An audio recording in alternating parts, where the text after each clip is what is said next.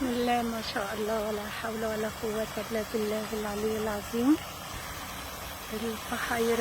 بحيرات الفيجيتو بقالي فترة طويلة ما جيتش، تقريبا قرب الشهرين، والآخر قررت مهما يكن تعبانة مش تعبانة هاجي.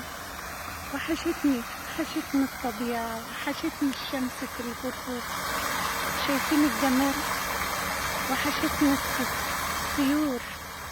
في طيور هناك اهي، الطيور اللي بتغني. هي دلوقتي واقفين مع بعض اهو، واقفين بيبصوا للشمس، لغروب الشمس، ولا بيبصوا لبعض، مش عارفة.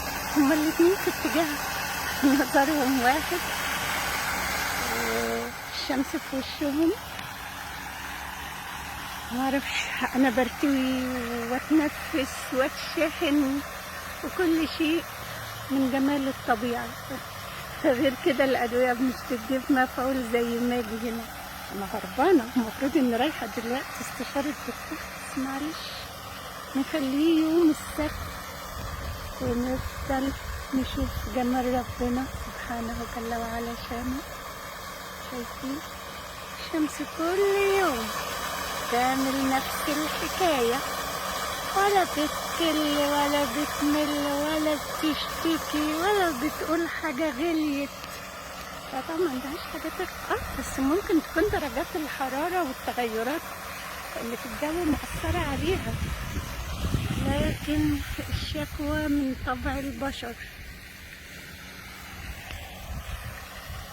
حبيتكم تشوفوا بس لحظات الغروب. هو هيبدأ بعد شوية، الألوان دي كمان هتبقى أحسن. أنا قلت ألحقها لأن عايزة أشوف كل مراحل غروبها، عايزاكم تشوفوها تستمتعوا بخيرات ربنا. يغلى البصل، تغلى الطماطم، ملناش دعوة، الشمس لسه بتطلع لنا، والقمر هلال باين في الاتجاه التاني، فالدنيا بخير. بسم الله ما شاء الله ولا حول ولا قوة إلا بالله العلي العظيم. شمس الشموس، سبحان الخالق العظيم. هي بتغرب دلوقتي في اتجاه الجولف والفور سيزون اللي في المستقبل، في الاتجاه اللي في وشكوا ده. أنا من شهرين كنت شايفة حاجات كتير بدأت تظهر منه، مش يعني الأعمدة والمباني، لكن لسه طبعا تشطيباته، لكن شغالين فيه كويس قوي.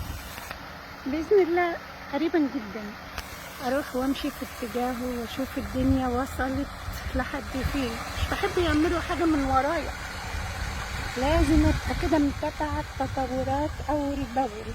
دي بقت شغلتي من ساعة ما جيت هنا. طلعت معاش من الشغل وبقيت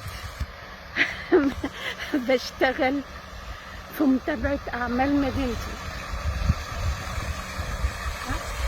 حد لاقي حد يتابع له مجاني. يومكم سعيد، غروب سعيد وجميل، وشروق بكرة أجمل وأجمل. الصبح بتبقى الدنيا في منتهى الجمال، نفسي مرة أصور. باي.